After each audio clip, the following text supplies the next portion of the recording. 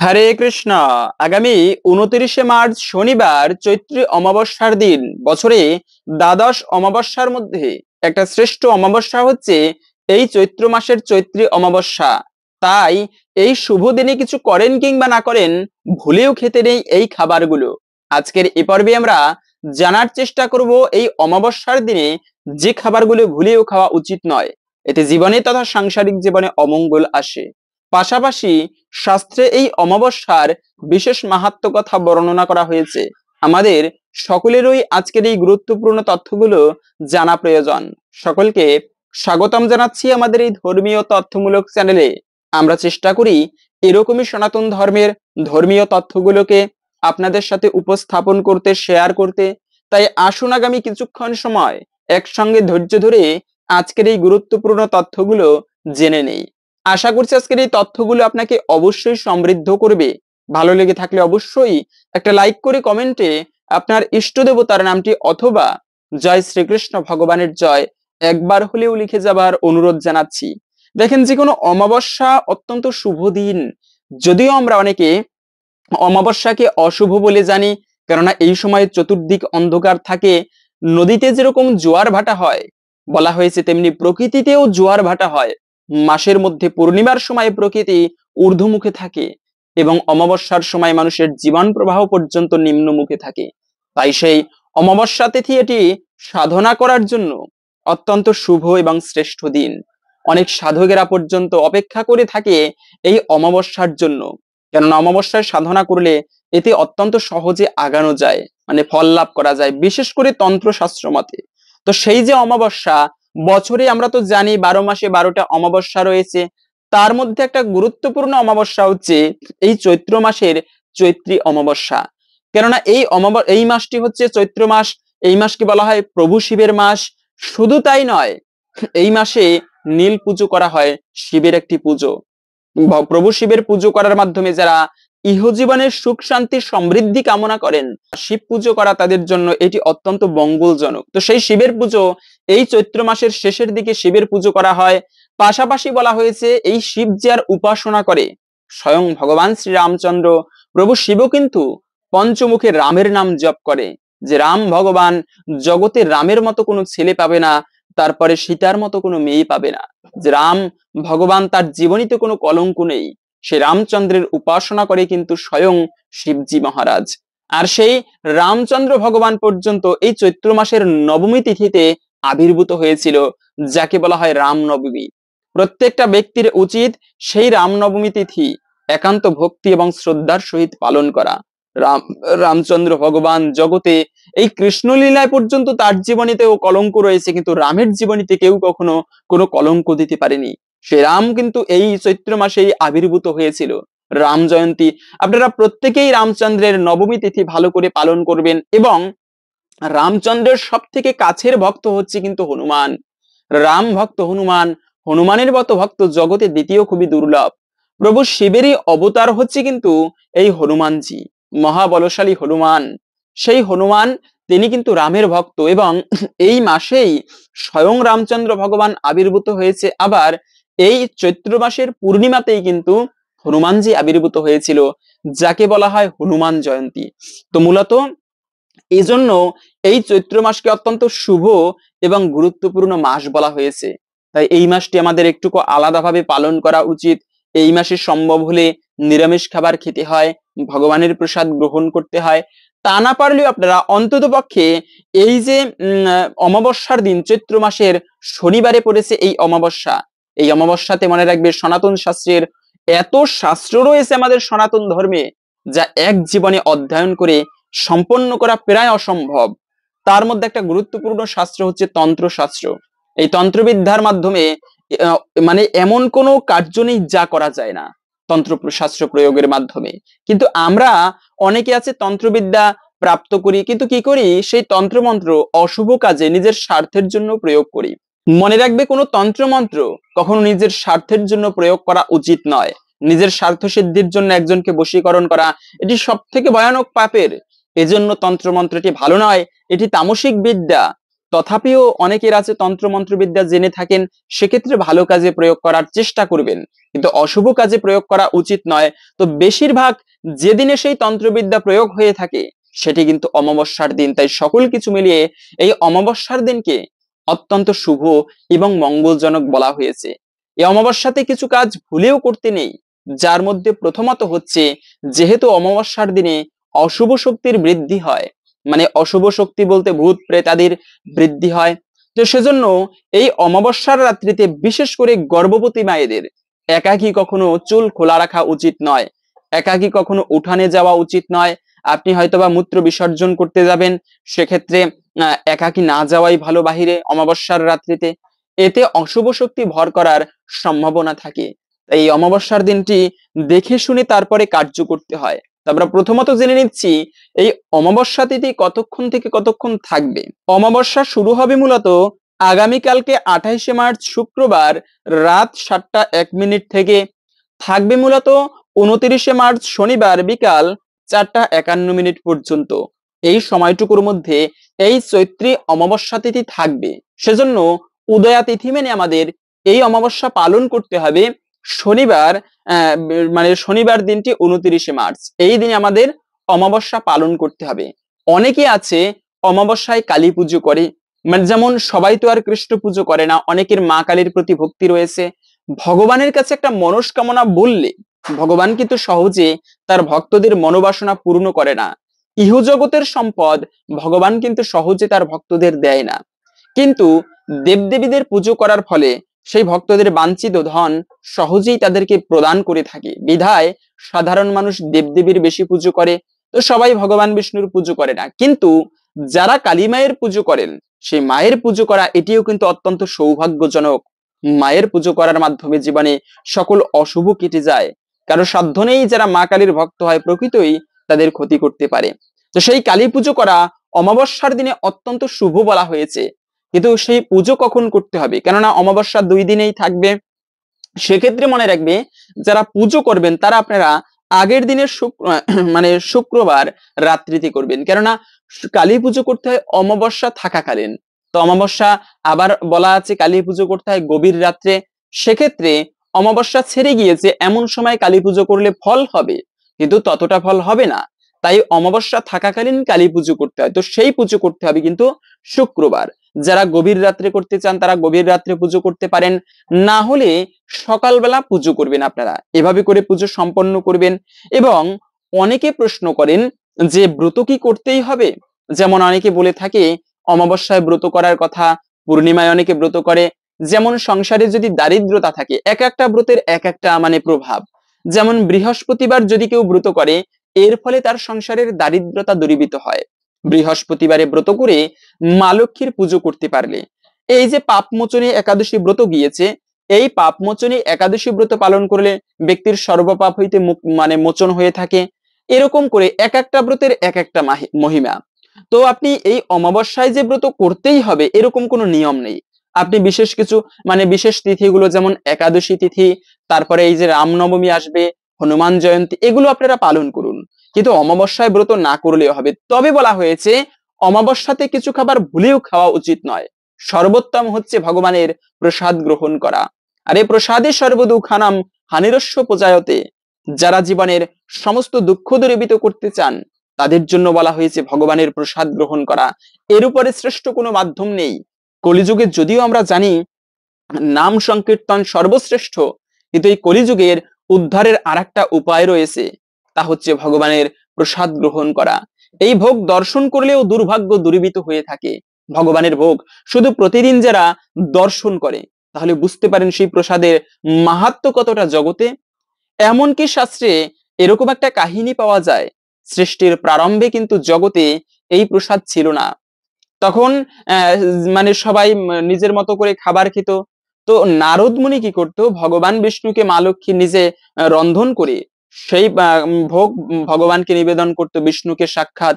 নারদ মুনি প্রতিদিন নারায়ণ গান করতে করতে বৈকুণ্ঠে যেত ভগবান শ্রী বিষ্ণুর কাছে। সেখানে গিয়ে মা লক্ষ্মীর কাছে প্রার্থনা করতো, মা তুমি আমাকে একদিন ভগবান বিষ্ণুর অধরামৃত প্রসাদ দিও। কিন্তু প্রভু বিষ্ণু এটি বুঝতে পেরে মা লক্ষ্মীকে নিষেধ করেছে যে দেবী তুমি কখনো আমার উচ্ছিষ্ট অধরামৃত প্রসাদ কাউকে দিবি না, একমাত্র তুমি গ্রহণ করবে। তো ঠিক আছে, ভগবান বিষ্ণুর এই প্রসাদ কাউকে দিচ্ছে না, কিন্তু নারদ মুনিও ছাড়ার পাত্র নয়। মা লক্ষ্মীর কাছে অনেক অনুনয় বিনয় করে বলতে লাগলো, মা লক্ষ্মী তো মা। তো তাই তিনি সন্তানের প্রতি স্নেহবশত সেই নারদ মুনিকে বলল যে নারদ, একদিন তুই লুকিয়ে আসিস, যেন প্রভু না দেখতে পায়, তখন তোকে আমি দিব। ঠিক আছে, নারদ মুনি একদিন লুকিয়ে লুকিয়ে নারায়ণ গান বিনা না বাজিয়ে লুকিয়ে মা লক্ষ্মীর কাছে গেল। মানে আস্তে আস্তে বলতে লাগলো যে মা, আমি এসেছি, আমাকে প্রসাদ দাও। তো তখন সেই মা লক্ষ্মী কি করেছে, ভগবান বিষ্ণুর উচ্ছিষ্ট অধরামৃত প্রসাদ নারদকে দিয়েছে। ও বাবা, নারদ সেই প্রসাদ গ্রহণ করে এত এত আনন্দ হচ্ছে তার, নারদ সেই ভগবানের প্রসাদ গ্রহণ করে দিব্য রূপ হয়ে গিয়েছে, সেই প্রসাদ গ্রহণ করে মহা আনন্দ তার। সে কি আনন্দ! তিনি নৃত্য করতে করতে, জোরে জোরে বীণা বাজিয়ে নারায়ণ গান করতে করতে তিনি সেখান থেকে, বৈকুণ্ঠ থেকে চলে যাচ্ছেন। ভগবান বিষ্ণু নারদের এই অবস্থা দেখে অবাক, বুঝতে পারল না আজকে নারদের কোন ভাব জাগলো। তো তখন ভগবান শ্রী বিষ্ণু কি করলো, ভগবান বিষ্ণু ওভাবে ভগবানের থেকে বিদায় নিয়ে সেই নারদ মুনি নারায়ণ করতে করতে, গান গাইতে গাইতে দিব্য আনন্দে, মহা আনন্দ তার আজকে। এমনিতে প্রতিদিন নারদ নারায়ণ গান করে, কিন্তু আজকে যে আনন্দ, সেটা একটা অপার আনন্দ। এভাবে করে নারদ মুনি তখন সেই কৈলাস পর্বতের উপর দিয়ে যাচ্ছিল, শিব করতেছিল ধ্যান, তিনি রামের ধ্যান করতেছিল, ভগবান শ্রী রামচন্দ্রের ইষ্ট দেবতার ধ্যান করতেছিল। শিবের ধ্যান ভেঙে গেল কেন? আরে নারদ মুনি এত জোরে জোরে বীণা বাজাচ্ছে, নারায়ণ গান করছে, কি হলো আজকে তার? প্রভু শিব পর্যন্ত অবাক যে নারদ মুনিকে কখনো এতটা খুশি আমি আমি আমার জীবনে দেখিনি। প্রভু শিব নারদকে ডাকলো যে ভাই, তোমার এত কেন আনন্দ হচ্ছে আজকে? নারদ হচ্ছে প্রভু শিবের ভাই। তো নারদ মুনি তখন বর্ণনা করলো যে প্রভু, কি বলবো, আজকে আমি ভগবানের অধরামৃত প্রসাদ পেয়েছি, আমার এত আনন্দ হচ্ছে, জীবনে কখনো আমি এই আনন্দ পাইনি, আমি নিজেও বুঝতে পারছি না কেন আমার এত আনন্দ হচ্ছে। তখন প্রভু শিব বলল, আরে তুমি ভগবানের প্রসাদ পেলে নারদ, আমার জন্য একটুকু আনলে না? নারদ মুনি তখন বলল, প্রভু আমার খেয়ালই ছিল না, ভগবানের প্রসাদ পেয়ে আমি এতটা আনন্দ হয়েছি যে সব খেয়ে ফেলেছি, নিমিষেই গ্রহণ করেছি। তখন প্রভু শিব দেখলেন যে নারদের আঙুলে একটুকু উচ্ছিষ্ট অধরামৃত প্রসাদ লেগে আছে। প্রভু শিব তাড়াতাড়ি গিয়ে তার হাতটি ধরে সেই অধরামৃত প্রসাদ এক চাটায় খেয়ে নিয়েছে।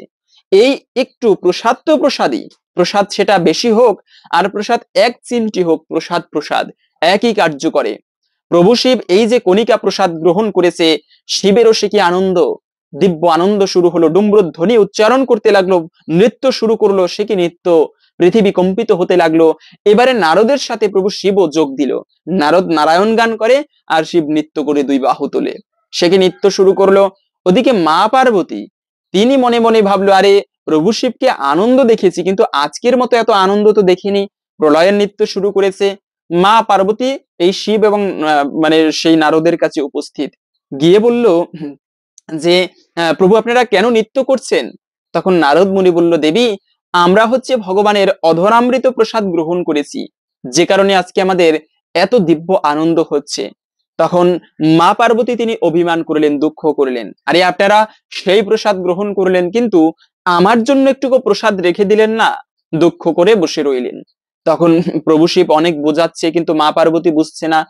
তখন মা পার্বতী কি করেছে, অনেক কঠোর তপস্যা শুরু করলো, কেন? আমি একা শুধু নয়, এই জগৎবাসী যেন ভগবানের প্রসাদ গ্রহণ করতে পারে।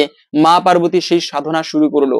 অনেক অনেক বছর তপস্যার পরে ভগবান শ্রী বিষ্ণু প্রসন্ন হয়ে মা পার্বতীকে দর্শন দিল এবং বলল, দেবী, তোমার সাধনায় আমি সন্তুষ্ট হয়েছি, বলো তুমি কি চাও।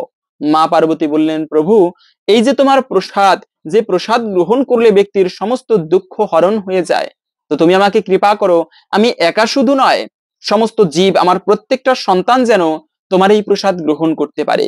ভগবান বিষ্ণু বলল, তথাস্তু দেবী, আমি যখন কলিযুগে সেই পুরীধামে অবস্থান করব জগন্নাথ রূপে, তখন আমার প্রসাদ প্রতিদিন আমাকে 56 প্রকার ভোগ দেওয়া হবে, এবং তুমি বিমলা রূপে সেই পুরীর মন্দিরের পাশে অবস্থান করবে। আমাকে ভোগ দেওয়ার পরে তারপরে তোমাকে সেই প্রসাদ দেওয়া হবে, এরপরে সমস্ত জগৎবাসী সেই প্রসাদ গ্রহণ করবে, এবং এই প্রসাদ যারাই গ্রহণ করবে তারা সর্ব বন্ধন হইতে মুক্ত হয়ে আমাকে প্রাপ্ত করতে পারবে। এ হচ্ছে প্রসাদের মাহাত্ম্য। আর আমাদের সেই প্রসাদের প্রতি ভক্তি আসে না, প্রতিদিন উচিত আমাদের ভগবানের প্রসাদ গ্রহণ করা। কেন? এই প্রসাদের মাধ্যমে সমস্ত দুঃখ দূরীভূত হয়। অন্তত পক্ষে সবসময় প্রসাদ গ্রহণ করতে না পারলেও চেষ্টা করবেন বিশেষ কিছু শুভ দিনে, যেমন পূর্ণিমা, অমাবস্যা, তারপরে দ্বাদশী তিথি। একাদশীতে নয়, একাদশীতে ব্রত করা উচিত, দ্বাদশীতে ভগবানের প্রসাদ গ্রহণ করতে হয়। এই সমস্ত বিশেষ কিছু শুভ দিনে ভগবানের প্রসাদ গ্রহণ করবেন। শাস্ত্রে পদ্ম পুরাণে পাওয়া যায় যে যারা অল্প পুণ্যবান এদের প্রসাদের প্রতি ভক্তি আসে না। মহাপ্রসাদে গোবিন্দে নাম ব্রহ্মিণী বৈষ্ণবে স্বল্প পুণ্যবতাম রাজন বিশ্বাসনৈব জায়তে। যারা স্বল্প পুণ্যবান, পুণ্য যাদের অল্প, এদের সেই মহাপ্রসাদের প্রতি বিশ্বাস আসে না, ভগবানের প্রতি ভক্তি জন্মায় না। তো সেজন্য এই মহাপ্রসাদের প্রতি ভক্তি আনা উচিত আমাদের। একজনে প্রশ্ন করেছেন যে তোমাদের ধর্ম পেটের মধ্যে নাকি? উনি একজন ব্রাহ্মণ বা চক্রবর্তী। আমরা শাস্ত্রের মধ্যে জানি এই যে সাত্বিক খাবার, এর উপরে কোনো বিধান রয়েছে? যদি বলা হয় মাছ মাংস গ্রহণ করতে নেই, তখনই বেঁচে যায় আমাদের। কেননা মাছ মাংস প্রকৃতই সাত্বিক খাবারের উপরে কোনো খাবার নেই। শাস্ত্রে বলা আছে, এই যে গীতার মধ্যে ভগবান শ্রীকৃষ্ণ বলেছেন যে সাত্বিক খাবার খেলে এতে শরীর সুস্থ থাকে, নিরোগ থাকে, দীর্ঘকাল বেঁচে থাকা যায়, নিরোগ হয়। যেমন অতিরিক্ত ঝাল মশলাদার খাবার খাওয়া উচিত নয়, তারপরে অতিরিক্ত লবণ নয়, এভাবে করে শুদ্ধ সাত্বিক ভাবে প্রস্তুত করে সেই খাবার গ্রহণ করতে হয়। এমনকি ডাক্তারেরা পর্যন্ত বলে থাকে যে মাছ মাংস কম খাবে, সবসময় শাকসবজি বেশি খাবে, ফলমূলাদি গ্রহণ করবে বেশি। কেন? মাছ মাংসতে এতে বেশি ক্যান্সারের সৃষ্টি হয়, ভয়ানক ক্যান্সার। বিশেষ করে যে হাঁসের মাংসে বেশি কোলেস্টেরল থাকে। তারপরে হচ্ছে সেই মাছে, বিশেষ করে তেলাপিয়া মাছ, এতে পত্রিকায় পাবেন আপনারা, খবরে পর্যন্ত দেখা যায়। ডাক্তারেরা পর্যন্ত এটা বলে থাকে বেশি বেশি ফলমূলাদি গ্রহণ করবে। এই সাত্বিক খাবারের উপরে কোনো খাবার নেই। ধর্ম পেটে নয়, ধর্ম হচ্ছে চেতনায়। আমরা যেরকম খাবার গ্রহণ করব সেই রকম আমাদের চেতনা হয়। আর চেতনা যদি শুদ্ধ না হয় তবে কিন্তু ভক্তি জীবনে বা ইষ্টদেবের সাধনা কিন্তু মন স্থির আসে না। তাই চেতনা নির্মল না হলে মলিন বদনে না হয় কৃষ্ণের অনুসরণ। মলিন বদন, মলিন চেতনা না হলে তবে কিন্তু কৃষ্ণ স্মরণও ঠিকভাবে হয় না। সেজন্য বলা হয়েছে যে এই অমাবস্যার দিনে আপনারা সর্বোত্তম হচ্ছে ভগবানের প্রসাদ গ্রহণ করা। পাশাপাশি হচ্ছে এই দিনে অনেকে পিতৃতর্পণ করবে। মনে রাখবে, এই চৈত্র মাসের অমাবস্যা শুধু নয়, যে কোনো অমাবস্যাতেই পিতৃতর্পণ করা অত্যন্ত শুভ এবং মঙ্গলজনক। শাস্ত্রে একটি কথা রয়েছে, বংশে যদি হয় একজন, নিজেও তরিতে পারে তরাই কতজন। বংশে একটা পুত্র সন্তান। জগতে যত প্রকার ধন রয়েছে সব থেকে শ্রেষ্ঠ ধন হচ্ছে পুত্র ধন। এর উপরে কোনো সম্পদ নেই পুত্র ধনের উপরে। পিতামাতা যদি নরকেও গমন করে তবে সেই পুত্র সন্তান ধর্ম কাজের পুণ্য বলে সেই পিতৃপুরুষ নরক থেকে বৈকুণ্ঠে বা স্বর্গে গমন করতে পারে। পাশাপাশি হচ্ছে এই পুত্র ধনের কারণে যদি পুত্রকে সেইভাবে লালন পালন করতে পারে তবে সেই পুত্র ধনের কারণে পিতৃপুরুষ ধনী হতে পারে, ইহজগতে সমৃদ্ধ হয়, পরজগতে স্বর্গ প্রাপ্তি হয়। যে ধনের কারণে একমাত্র সেই ধন হচ্ছে পুত্র ধন। টাকা পয়সার কত বড় সম্পদ, তারপরে রূপ থাকা, এটাও একটা সম্পদ। এই টাকা পয়সা, রূপ, প্রভাব, প্রতিপত্তি, এর সকল কিছুর থেকে শ্রেষ্ঠ সম্পদ হচ্ছে একটা পুত্র সম্পদ করা, মানে পুত্রকে সেইভাবে গড়ে তোলা। তাই এই পুত্র ধন বিশেষ করে বলা আছে এই চৈত্র মাসে বা যে কোনো অমাবস্যার দিনে পিতৃতর্পণ করলে এতে পিতৃপুরুষের মঙ্গল হয়ে থাকে। আর সেই ধুন্ধুকারী নামে একটা ব্যক্তি পাওয়া যায়, শাস্ত্রে খুবই সুন্দর একটি স্কন্দ পুরাণের একটি কাহিনী পাওয়া যায় এরকম, যে ধুন্ধুকারী নামে একটা মহাপাতকী একটা ছেলে ছিল। আত্মদেব নামে তার বাবা ছিল। দক্ষিণ ভারতে কর্ণাটক দেশে তারা বাস করত। আত্মদেব পুরে তস্মিন সর্ব বেদ বিশারদা। আত্মদেব সমস্ত বেদ বিশারদ ছিল, সমস্ত বেদ তার মুখস্থ ছিল। তিনি ভালো, আত্মদেবের কোনো সম্পদাদিতে কোনো অভাব ছিল না। তিনি ভক্তিময় ভাবে জীবন যাপন করতো, ভালোভাবে জীবন কাটাতো। এবং সাধারণত আমরা ধনী হলে ধর্মপথে তেমন মন থাকে না, কিন্তু আত্মদেব ব্রাহ্মণের টাকা পয়সারও কোনো অভাব ছিল না, আবার ধর্মপথেরও তার কমতি ছিল না। তিনি নিজে ধর্মকর্ম করত, সুন্দর একজন স্ত্রী ছিল তার। তো এভাবে করে তার কোনো কমতি ছিল না। কিন্তু জগতে যত ব্যক্তি দেখেন না কেন, সব দিকে কেউ সুখী হতে পারে না, কোনো না কোনো দিকে তার কমতি থাকবেই। এই আত্মদেবের কমতি ছিল, তার একটা পুত্র ছিল না। না পুত্র না অপিবা পুত্রী তৎচিন্তা তোর বৃষম। আত্মদেবের একটা পুত্র নেই, পুত্রী নেই, এই চিন্তায় সবসময় তিনি দগ্ধ হতে থাকেন। একটা চিন্তা তাকে ঘিরে ধরে, আরে আমার একটা পুত্র নেই। শাস্ত্রে বলা আছে পুত্রহীনম গৃহম শূন্যম। যে গৃহে কোনো পুত্র সন্তান নেই তার গৃহটাই শূন্য। এদিক থেকে আত্মদেব খুবই দুঃখী। আবার তার স্ত্রী কি করতো, সুন্দরীম শুকলোদ্ভবা, তার সুন্দরী স্ত্রী ছিল, সে ঘরের কাজ ভালো জানতো, কিন্তু কৃপণা কলহ প্রিয়া, তার স্ত্রী ছিল কৃপণ। মনে রাখবে, গৃহস্থের ধর্ম হচ্ছে বাড়িতে যদি কোনো অতিথি যায় সেই অতিথির সেবা করা। কেন? অতিথি দেবো ভব, অতিথি হচ্ছে দেবতা সদৃশ। যে গৃহস্থ বাড়ি থেকে অতিথি বিনা আপ্যায়নে খালি মুখে ফিরে যায়, ওই গৃহের সমস্ত পুণ্য সে অতিথির সাথে গমন করে। তাই গৃহস্থের ধর্ম অতিথি সেবা করা। মা লক্ষ্মী এতে অত্যন্ত প্রসন্ন হয়, কিন্তু যে গৃহে অতিথি সেবা হয় না সেই গৃহে কখনো মা লক্ষ্মী পর্যন্ত অবস্থান করে না। তাই আত্মদেব এদিক থেকে খুবই দুঃখী। কেন? তার স্ত্রী সে কৃপণ খুবই। আবার কৃপণ শুধু নয়, কলহ প্রিয়া, সে কলহ করতে বেশি পছন্দ করে, ঝগড়া এগুলো বেশি করে থাকে, স্বামীকে পর্যন্ত সম্মান করে না। আত্মদেব চিন্তা করলেন, এই গৃহে আমার একটা পুত্র নেই, স্ত্রীও ভালো নয়, তাই গৃহ ত্যাগ করব। আত্মদেব একদা সদ্বিজ দীক্ষাল গৃহম ত্যাক্তা বনম গতা, গৃহ ত্যাগ করে বনবাসে গমন করলেন। সেই বনবাসে গিয়ে আত্মদেব একটা বৃক্ষতলে বসে হরিনাম করে কাটাতেন। খেয়াল করলেন সেই তুঙ্গভদ্রা নদীতে একজন বিশাল একজন ঋষি, তার বিশাল চুল, অনেক জটাধারী, অনেক বয়স হয়েছে তার, ঋষিবর স্নান করতে এসেছে। ঋষিকে দেখেই আত্মদেব গিয়ে সাষ্টাঙ্গে প্রণাম করলো। ঋষিবর বলল, আত্মদেব সুখী হও তুমি। যখনই শুনেছে আত্মদেব সুখী হও তুমি, তখন আত্মদেব কান্না করতে লেগেছে। ঋষিবর বলল, আত্মদেব তুমি কাঁদছো কেন? বলে, প্রভু আপনি কাকে সুখী হও বলে আশীর্বাদ করছেন? যাকে সুখী হও বলে আশীর্বাদ করছেন সে তো মহাদুখী, তার কোনো পুত্র নেই, স্ত্রীও তার ভালো নয়। তখন ঋষিবর বলতে লাগলেন, আত্মদেব তোমার এই জগতে মায়া করার মতো কেউ নেই, তুমি আরো বড় সুখী। কেন? পুত্র থাকলেই যে সুখী হবে এরকমটা নয়, এর উল্টোও হতে পারে। যদি পুত্র কুপুত্র হয় তবে জগতে নরকের থেকেও ভয়ানক যন্ত্রণা পেতে হতে পারে। তাই আত্মদেব পুত্র দুঃখ করে না। আত্মদেব তখন জোর করতে লাগলেন, না প্রভু, আপনি আমার নাম বলতে পেরেছেন, আপনি সাধারণ কোনো ঋষি নন। আমি জানি আপনি আমায় একটা পুত্র সন্তান দিতে পারবেন, আমি একটা পুত্র চাই। তখন অনেক বোঝাচ্ছেন, কিন্তু আত্মদেব তাতে বুঝছেন না। আত্মদেব বলে, যদি আমি নরকে গমন করি আমাকে কে উদ্ধার করবে? এও বোঝাচ্ছেন ঋষিবর, আরে আত্মদেব তুমি তো জ্ঞানী, মনে রাখবে কর্মের দ্বারা উদ্ধার হয়, ওই সন্তানের দ্বারা নয়। কর্ম না জায়তে জন্তু কর্ম নৈব বিলীয়তে, কর্মের মাধ্যমে ব্যক্তির উদ্ধার হয়ে থাকে। তাই আত্মদেব চিন্তা করো না, দুঃখ করো না। এরপরেও আত্মদেব পুত্র চায়। তখন ঋষিবর রেগে গিয়ে বলল, আরে আত্মদেব, এক জন্মে শুধু নয়, আমি দেখতে পাচ্ছি 7 জন্মে তোমার পুত্র হবে না। সপ্ত জন্মাবধি তব পুত্র নৈবচ নৈবচ, 7 জন্মে তোমার কোনো পুত্র হবে না। এটা শুনে আত্মদেব তখন বললেন যে, প্রভু আজকে যদি আমি পুত্র না পাই তোমার চরণে মাথা ঠুকে ঠুকে আমি মারা যাব। এইদিকে সেই ঋষিবর দেখলেন একটা ব্রাহ্মণ হত্যার পাপ লেগে যাবে।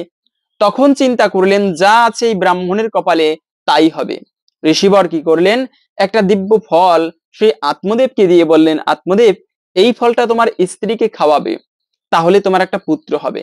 তো ঠিক আছে, আত্মদেব তো মহা খুশি, কিন্তু বলে দিল আত্মদেব, যদি মনে রাখবে এর ফলে একটা পুত্র সন্তান তুমি পাবে বটে, কিন্তু যদি পুত্র কুপুত্র হয় তবে নরকের থেকেও তোমাকে ভয়ানক যন্ত্রণা ভোগ করতে হবে। ঠিক আছে, আত্মদেব ওই দিকে আর খেয়াল করলো না, খুশি মনে ফলটা নিয়ে গেল। ফলটা নিয়ে গিয়ে বাড়িতে গিয়ে স্ত্রীকে দিল, কিন্তু স্ত্রী ছিল হচ্ছে তার সেই পাপমতি দুর্মতি সম্পন্না স্ত্রী। একটা মা, কোন মা না চায় তার একটা ভালো সন্তান হবে? কিন্তু এই আত্মদেবের স্ত্রী ধুন্দুমালি সেটা চাইতো না। দেখতে খুবই সুন্দর, মনে মনে চিন্তা করলেন, এই ফল খেলে আমার একটা সন্তান হবে, আর সন্তান হলে শরীর ভেঙে যায়, আমার সৌন্দর্য থাকবে না, এ তো হয় না, আমি এই ফল খাবো না। কিন্তু ফল না খেলে, সন্তান না হলে স্বামী আমাকে ত্যাগ করবে, তাহলে কি করা যায়? তো ওই ধুন্দুমালির একটা বান্ধবী ছিল, সেই বান্ধবীকে ডাকলো, তাকে বলল, দেখ আমি এখন কি করতে পারি, সমস্ত কাহিনী খুলে বলল। তখন সেই বান্ধবী বলল, আরে চিন্তা করো কেন, তোর ঘরে খাবারের অভাব নেই, আমার ঘরে খাবার লোকের অভাব নেই। তোমার যে ছোট্ট ছেলে, ওকে কেউ দেখেনি, ওকে তোকে দিয়ে দিব, তুই আমাকে কিছু টাকা পয়সা দিবি, তাহলে হয়ে গেল। তো ঠিক আছে, আর তোর স্বামী তো থাকে এদিকে ওদিকে, তুই পেটে এতদিন কাপড় বেঁধে থাকবি, তোর স্বামী বুঝতেও পারবে না। ঠিক আছে, এভাবে করে যত দিন যায় সেই ধুন্দুমালি পেটে কাপড় বেঁধে থাকে, আর ওদিকে 9 মাস পরে তিনি ছলনা করে বলল, আমার সন্তান হয়েছে। আত্মদেব তো মহা খুশি, কেননা তিনি একটা পুত্রের কামনা করেছিলেন, তার একটা সন্তান হয়েছে। আর ওই যে ফলটা ছিল, সেই বান্ধবী বলেছিল, আর এই ফলটা সাধুর কথায় কি আসে যায়, এই ফলটা তোদের বাড়ির গাভীকে খাইয়ে দিস, সন্তান হলে হবে। ঠিক আছে, এই গাভীকে খাওয়ালো সেই ফল। তো এদিকে সেই আত্মদেব মহা খুশি, বিশাল করে অনুষ্ঠান করলো, রাজ্যের সমস্ত ব্রাহ্মণ বৈষ্ণবদেরকে নিমন্ত্রণ করলো, নামকরণ করা হচ্ছে। তখন নামকরণ করলো আত্মদেব যে আমার ছেলের নাম হবে মুকুন্দ। কিন্তু ধুন্দুমালি বলতে লাগলো তার স্ত্রী যে আমি গর্ভে ধারণ করেছি, আমার ছেলের নামও রাখবো আমি, আমার নাম ধুন্দুমালি, আমার ছেলের নাম হবে ধুন্দুকারী। আর একটা কথা রয়েছে, যথা নাম তথা গুণঃ। কখনো শুনেছেন সন্তানের নাম কেউ রাবণ রাখে, মেয়ের নাম কেউ শূর্পণখা রাখে? কখনো কেউ রাখে না। তাই নাম রাখতে হয় ধর্মীয় নামে। কিন্তু এখানে ধুন্দুকারী ধুন্দুমালি ধুন্দুকারী রাখলো তার ছেলের নাম। এদিকে আত্মদেব ঠিক আছে যাই করে করুক, তার তো একটা ছেলে হয়েছে। কিন্তু ওই যে পাপমতির ছেলে এইটা, তাই যেমন বীজ তেমন তার সন্তান হয়। সে ছোটবেলা থেকেই পাপকার্য শুরু হয়ে গিয়েছে। একটুকু বড় হয়েছেই যখন, তখনই ছোট্ট বাচ্চাদের দেখলে ছুঁড়ে মারে দূরে ডোবার মধ্যে ফেলে দেয়, অপরের রান্নাঘরে আগুন ধরিয়ে দেয়, শস্য খেতে আগুন ধরিয়ে দেয়। যত অনাচার আছে সব শুরু হয়ে গিয়েছে। আর ওইদিকে ওই গাভীকে যে ফলটা খাইয়েছিল, ওই গাভীর থেকে একটা দিব্য সন্তান হলো। সেই দিব্য সন্তান তার একেবারে দেখতে মানুষের মতো, সেই গাভীর সন্তান, শুধুমাত্র কান দুইটা গাভীর মতো। নাম রাখা হলো গোকর্ণ। মানুষের মতো কথা বলতে পারে, চলতে পারে, সন্তানের মতোই প্রতিপালন করতো আত্মদেব তাকে। দুই ভাই, এক ভাই হচ্ছে মহাখল গোকর্ণ, মহাজ্ঞানী ধুন্ধুকারী মহাখল। গোকর্ণ হচ্ছে মহাজ্ঞানী পিতার মতো, কিন্তু ধুন্ধুকারী হচ্ছে খল, সে সবসময় পাপ কর্ম করে বেড়ায়। তো একদিন দেখছেন ধুন্ধুকারী পিতা কাঁদছে, বাবাকে গিয়ে প্রশ্ন করলো, বাবা তুমি কাঁদছো কেন? তখন সেই বাবা বলল, ধুন্ধুকারী আজকে আমার ঋষির কথা মনে পড়ছে। সেই ঋষি বলেছিল যে আত্মদেব যদি পুত্র কুপুত্র হয় তবে নরকের থেকেও ভয়ানক যাতনা তোমাকে ভোগ করতে হবে। আজকে আমি সেই কথা চিন্তা করে আমি কান্না করছি, দুঃখ পাচ্ছি। বলে পিতা কান্না করে না, তুমি একটা কাজ করো, কি এই গৃহে মাও বেশি ভালো নয়, ছেলেও ভালো নয়, তুমি গৃহত্যাগ করে চলে যাও। ঠিক আছে, আত্মদেব পুত্রের উপদেশ অনুসারে গৃহত্যাগ করলো। আর গোকর্ণ দেখলো আমি আছি ঘরের মধ্যে, আমি তো গাভীর সন্তান, আমাকেও জ্বালাতন করবে। সেই গোকর্ণ তখন গৃহত্যাগ করলো। ওদিকে ধুন্ধুকারীর সুবিধা হলো, তিনি মানে বারবণিতার সঙ্গ করতো, বাবার জায়গা জমি বিক্রি করে করে। বাধা দেওয়ার মতো কেউ নেই। মা, এজন্য বলা আছে মনে রাখবে, কুপুত্র জায়তে কচিতপি মাতা কুমাতানো জায়তি। সন্তান কখনো কখনো কুসন্তান হতে পারে, মা কখনো কুমাতা হয় না। মা ধুন্ধুমালি ধুন্ধুকারীকে বাধা দিচ্ছে, পুত্র এমন করে না, তোমার বাবার কত সুনাম, আজকে তোমার বাবাকে সবাই নিন্দা করে একমাত্র তোমার কারণে। তো পুত্র এরকমটা করে না। এটা যখন বলেছে, ধুন্ধুকারী মাকে ইচ্ছা মতো মেরেছে। মার সহ্য করতে না পেরে এই দুঃখ, তিনিও গৃহত্যাগ করে একদিন রাত্রিকালে যাওয়া দিচ্ছে, ডোবার মধ্যে পড়ে মারা গিয়েছে। এভাবে করে ধুন্ধুকারীর সুবিধা হলো, ওই 5টা বারবরিতা নিয়ে বাড়ির মধ্যে এনে পাপময় ভাবে জীবন যাপন করতে লাগলো। ওদিকে এমন কোনো পাপ নেই সে করে না। আর এই খারাপ স্ত্রীগণ তারা চিন্তা করতে লাগলো, দেখ এই ধুন্ধুকারী তো মহাপাপিষ্ট, যে কোনো সময় রাজা একে শুলে চড়াতে পারে। তো একটা কাজ কর, কি একে হত্যা করে এর জায়গা জমি যা আছে সব নিয়ে ভেগে যাও। ঠিক আছে, ওইদিকে একদিন রাত্রিতে ধুন্ধুকারী ঘুমিয়েছে, ওর 4 হাত পা 4 জনে ধরেছে, আর একজনে জ্বলন্ত চুলার কাঠ নিয়ে সেই ধুন্ধুকারীর মুখের মধ্যে দিয়ে দিয়েছে। তো তখন এভাবে করে ওকে মেরে ফেলেছে, যত চিৎকার করে অত মুখের মধ্যে দিয়ে দেয়, ঢুকিয়ে দেয়, এভাবে করে ওকে বধ করেছে। আর এই ধুন্ধুকারী যেহেতু সারা জীবন অনাচার করেছে, মৃত্যুর পরে হয়েছে ব্রহ্মদত্তি।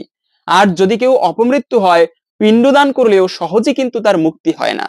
তো এভাবে করে সেই গোকর্ণ যখন শুনতে পেরেছে ভাইয়ের অপমৃত্যু হয়েছে, ভাইয়ের উদ্দেশ্যে গয়ায় পিণ্ড দিল, শ্রাদ্ধ করলো, কিন্তু মুক্তি হলো না। শেষ পর্যন্ত গোকর্ণ এসে বাড়িতে এসে ঘুমাচ্ছেন, এমন সময়ে রাত্রিতে গোকর্ণকে ভয় দেখাচ্ছে, কখনো হাতি, কখনো মেষ, কখনো অগ্নির রূপ দেখাচ্ছে।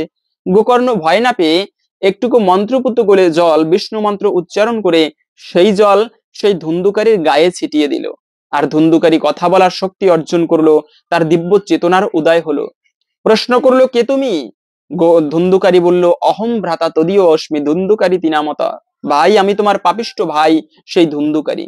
বলে তোমার জন্য গয়ায় তো শ্রাদ্ধ দিলাম, তুমি উদ্ধার হলে না। বলে ভাই গয়া শ্রাদ্ধম সতেনা অপি মুক্তির মেনা ভবিষ্যতি। যাদের অপমৃত্যু হয়, ব্রহ্মদত্তি যারা হয়, এদের শত শত গয়া শ্রাদ্ধ দিলে সহজে মুক্তি হয় না। তাহলে কি করব? তখন সেই গোকর্ণ ধুন্ধুকারী বলেছিল, আমার জন্য 7 দিন ভাগবত কথা দাও, তাহলে মুক্তি হবে। তো এরপরে 7 দিন ভাগবত কথার মাধ্যমে সেই গোকর্ণে ধুন্ধুকারীর মুক্তি হয়েছিল, বৈকুণ্ঠ থেকে রথ এসে তাকে নিয়ে গিয়েছিল। এ হচ্ছে শ্রবণ করার ফল। এজন্য সনাতন ধর্মে এই কাহিনীটা অনেক বড় সুন্দর একটি কাহিনী। তো আমি সংক্ষেপে বলার চেষ্টা করলাম ভিডিওর মাধ্যমে। তো মূলত এই যে পিতৃপুরুষের উদ্দেশ্যে তর্পণ করা, মঙ্গলজনক কার্য করা, ভাগবত পাঠ দান করা, এটি অত্যন্ত সৌভাগ্যের এবং মঙ্গলের বলা হয়েছে। বিশেষ করে এই অমাবস্যাতে আপনারা সেই পিতৃ তর্পণ করতে পারেন। পাশাপাশি হচ্ছে অমাবস্যাতে কিন্তু তুলসী চয়ন করাকে অশুভ এবং অমঙ্গলের বলা হয়েছে। তো এখন আমরা জেনে নিচ্ছি ভিডিওর মূল প্রসঙ্গ। এই অমাবস্যার দিনে ভুলক্রমেও যে খাবারগুলো খাওয়া উচিত নয়, তবে তার পূর্বে শাস্ত্রে এই অমাবস্যার সুন্দর একটি কাহিনী বর্ণনা করা হয়েছে, যা শ্রবণ করলেও অনেকাংশেই এই অমাবস্যার ফল লাভ করা যায়। এই অমাবস্যার ব্রত কথা কবে থেকে প্রচারিত হলো তার সুন্দর একটি কাহিনী আসুন এখন ধৈর্য ধরে আমরা শ্রবণ করি। এরপরে ভিডিওর মূল প্রসঙ্গ জেনে নিচ্ছি।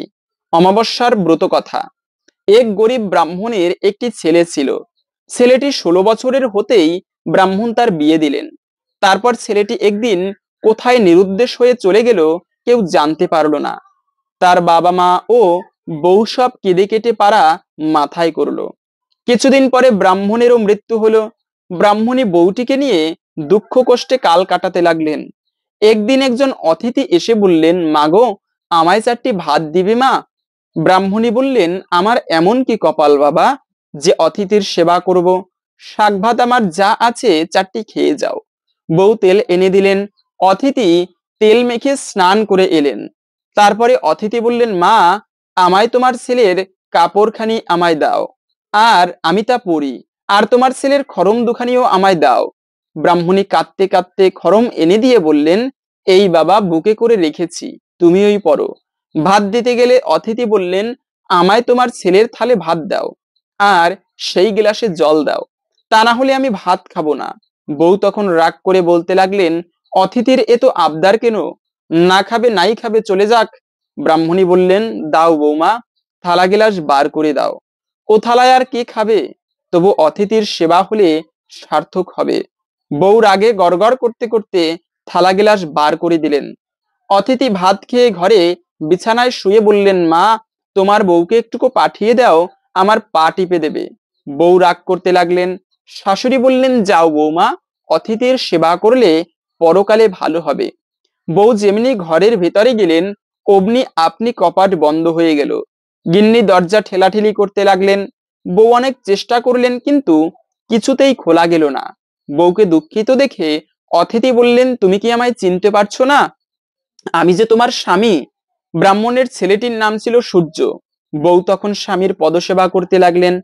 কিছুক্ষণ পরে বউকে সান্ত্বনা করে অতিথি চলে গেলেন। বউ বাহিরে এসে সব কথা শাশুড়িকে বললেন। আরো বললেন, মা, তিনি মধ্যে মধ্যে আসবেন। ব্রাহ্মণী তখন কর্তার উদ্দেশ্যে চিৎকার করতে লাগলেন। পাড়ার লোক সব জড়ো হলো। ঘটনা জানতে পেরে কেউ বা মুখ চাওয়াচাই করতে লাগলো, কেউ কেউ বা বিশ্বাস করতে লাগলো, আহা, সে যেখানে থাক বেঁচে থাক, আবার আসবে, কাঁদিস নে। এই বলে সবাই বাড়ি চলে গেল। তারপর শাশুড়ি বউয়ে ভাত খেয়ে ওই সকল কথাই কইতে লাগলেন। দিনরাত সেই সূর্যের কথা। আবার একদিন সূর্য এসেছেন। যাবার সময় যখন চলে যান, তখন ব্রাহ্মণী চুপি চুপি পেছন পেছন যেতে লাগলেন। সূর্য পেছন ফিরে বললেন, মা, তুমি কোথায় আসছো? যাও মা, ঘরে ফিরে যাও। ব্রাহ্মণী বললেন, বাবা, আজ আমি তোর সঙ্গে যাব। তুই কোথায় থাকিস আমি দেখে আসব। আমি খেতে পাই না, পরের মেয়ে বিয়ে করেছিস, তাকে নিয়ে আমি কি করব? সূর্য তখন এক্সের আন্দাজ বড় বড় মুক্তা মায়ের কাপড়ে দিয়ে বললেন, যাও, ঘরে যাও, এতে তোমাদের অনেক দিন চলবে। ব্রাহ্মণী তাই নিয়ে ঘরে গেলেন। তার পরদিন বউ উনুন জেলে মুক্তাগুলি সিদ্ধ করতে লাগলেন। এক বোঝা কাঠ পুড়ে গেল, কিন্তু মুক্তা সিদ্ধ হলো না। তখন শাশুড়িকে ডেকে বললেন, ওমা, এ কি করাই মা, কিছুতেই সিদ্ধ হচ্ছে না। শাশুড়ি বললেন, তবে এক কাজ করো, কড়াইগুলি ছেঁকে নিয়ে বেশ ভালো করে খোলায় ভাজো, তাহলে খাওয়া যাবে। বউ তাই করলেন, তাতেও খেতে পারলেন না। তখন হামানদিস্তাতে কুটে খেতে গেলেন, তাও খাওয়া গেল না। তখন সবগুলি নিয়ে সারকুড়িতে ফেলে দিলেন। সেদিন আর তাদের খাওয়া হলো না। আবার কিছুদিন পরে সূর্য এসেছেন। তাদের যে কষ্ট সেই কষ্ট এসে দেখেন। সূর্য বললেন, মা তোমাকে যে ধন দিয়ে গেলাম এর মধ্যে কি সব ফুরিয়ে গেল? ব্রাহ্মণী সেদিনকার সব ঘটনা বলতে বলতে কেঁদে ফেললেন। সূর্য বললেন, মা সেগুলি কি করলে? কোথায় ফেলে দিয়েছ? গিন্নি বললেন, সার করে। তখন তিনজনে গিয়ে দেখেন সেখানে কতগুলি গাছ হয়েছে, তাতে রাশি রাশি মুক্তা ফলে আছে। সে সমস্তগুলি তুলে এনে মাকে বললেন, দেখো এর এক একটি বাজারে বেচলে তোমাদের 6 মাসের খোরাক হবে। এ জিনিস সিদ্ধ করে খাবার নয়, কুটে ছাতু করেও খাবার নয়। এই বলে সূর্য চলে গেলেন। তারপর ব্রাহ্মণী মুক্তা বেচে বেচে বাড়ি করলেন, মন্দির প্রতিষ্ঠা করলেন, পুকুর প্রতিষ্ঠা করলেন। বাগান বাড়ি পুকুর যা কিছু সব সূর্যকুমারের নামে হলো। বলেন, আমার সূর্যকুমার যদি কখনো ঘরবাসী হয় তো এই সকল ভোগ করবে। একদিন সূর্য এসে যেমন ঘরের ভিতর প্রবেশ করেছেন, অমনি ব্রাহ্মণী এসে একেবারে চাবি বন্ধ করে দিলেন। সূর্য কত মিনতি করে বললেন, কিন্তু দরজা খুলে দিলেন না। 3-4 দিন বন্ধ করে রাখলেন। এদিকে পৃথিবী শুদ্ধ হাহাকার পড়ে গেল। আকাশে সূর্য উদয় হয় না, পৃথিবী অন্ধকার। ব্রাহ্মণী বললেন, আকাশে মেঘ নেই, রোদও নেই, এ কি হলো? সূর্য বললেন, মা আমাকে ছেড়ে দাও, এখনই রোদ হবে। ব্রাহ্মণী বললেন, না বাবা, আমার রৌদ্রে কাজ নেই, তুমি আমার ঘরে থাকো। চিরকালটা কি এমনি করে বেরাবে বাবা? আমার এসব কে ভোগ করবে? তোমায় আর কোথাও যেতে দেব না। বলতে বলতে এমন সময়ে ব্রহ্মা বিষ্ণু মহেশ্বর এসে উপস্থিত। তখন ব্রাহ্মণী থতমত খেয়ে বললেন, তোমরা কে বাপু? কোথা থেকে এসেছো? তারা বললেন, আমাদের তুমি চিনতে পারবে না, তোমার ছেলেকে ডেকে দাও। ব্রাহ্মণী বললেন, তা ডেকে দিচ্ছি, কিন্তু তোমাদের সঙ্গে যেতে দেব না। বোধ হচ্ছে তোমরাই আমার ছেলেটির পরকাল খেয়েছো। দরজা খুলে দিতেই সূর্য বললেন, মা আমাকে ছেড়ে দাও। ওই দেখো স্বয়ং ব্রহ্মা বিষ্ণু মহেশ্বর আমাকে নিতে এসেছেন। আমি অভিশাপের ফলে তোমার ঘরে জন্মগ্রহণ করেছিলুম। আমি আবদ্ধ থাকলে পৃথিবীর রসাতলে যাবে। ব্রহ্মা বিষ্ণু মহেশ্বরকে প্রণাম করে বললেন, আমার এসব কি ভোগ করবে? দেবতারা বললেন, তোমার ছেলের ঐশ্বর্য কি তোমরা দেখতে চাও? তবে চলো। সূর্যকে বললেন, তোমার মাকে আর তোমার স্ত্রীকে নিয়ে চলো। এভাবে আবদ্ধ থাকলে তোমার মরতে চলবে না। সূর্য তাতে সম্মত হলেন। স্বর্গ থেকে পুষ্পরথ এলো, চুয়া চন্দনের ছড়া পড়তে লাগলো। এই অমাবস্যার দিনে তখন তারা বউকে নিয়ে এবং মাকে নিয়ে সেই সূর্যদেব তিনি স্বর্গে গেলেন। তাই দেখে পারাশুদ্ধ লোক ধন্যি ধন্যি করতে লাগলো। তারাও অমাবস্যার দিনে সূর্যের পুজো করতে লাগলো। ক্রমে ক্রমে এভাবে এই অমাবস্যার কথা চতুর্দিকে প্রচার হলো। সেই থেকে পৃথিবী শুদ্ধ লোক এই 12 মাসের অমাবস্যা পালন করতে লাগলো। এই ছিল মূলত অমাবস্যার কথা। তাই এই দিন আপনারা সূর্য পুজো করতে পারেন। তো এখন এই অমাবস্যাতে কোন জিনিস ভুলেও খেতে নেই? প্রথমত হচ্ছে পূর্ণিমা, অমাবস্যা এই সমস্ত দিনে মাছ মাংস খেতে নেই। এতে কিন্তু মহাপাপের ভাগী হতে হয়। গোলক্রমেও মাছ মাংস এই সমস্ত সময়ে খাওয়া উচিত নয়। এমনিতে অন্যান্য দিনে মাছ মাংস খেলেও অন্তত পক্ষে কিছু শুভ দিন, বিশেষ করে পূর্ণিমা অমাবস্যা মেনে চলা প্রয়োজন। দ্বিতীয়ত হচ্ছে অনেকে আছে বাসি খাবার খেতে পছন্দ করে। এটি হচ্ছে তামসিক খাবার, এটি কখনো ভালো নয়। একে তো হচ্ছে স্বাস্থ্যের জন্য ভালো নয়, দ্বিতীয়ত হচ্ছে আধ্যাত্মিক ক্ষেত্রেও বলা হয়েছে শাস্ত্রে তামসিক খাবার, বাসি খাবার গ্রহণ করা উচিত নয়। এবং আর একটা বিষয় হচ্ছে, আমরা অনেকে কালী পুজো করি অমাবস্যায় এবং বেশি মদ্যপান হয় কালী পুজোয়। এটিকে বন্ধ করতে হবে। কেন? নেশা করা এমনিতেও তো ভালো নয়, আমরা জানি। গায়ে লেখা থাকে সিগারেটের যে নেশা করা, ধূমপান স্বাস্থ্যের জন্য ক্ষতিকর, ভয়ানক ক্যান্সার হয়। তারপরেও আমরা ছাড়তে পারি না, ওই যে একটা আসক্তি। তো এটিকে বর্জন করতে হবে অন্তত পক্ষে পূর্ণিমা অমাবস্যার মতো শুভ দিনে। হরে কৃষ্ণ। আশা করছি আজকের এই গুরুত্বপূর্ণ তথ্যগুলো জেনে আপনি একটুকু হলেও সমৃদ্ধ হয়েছেন।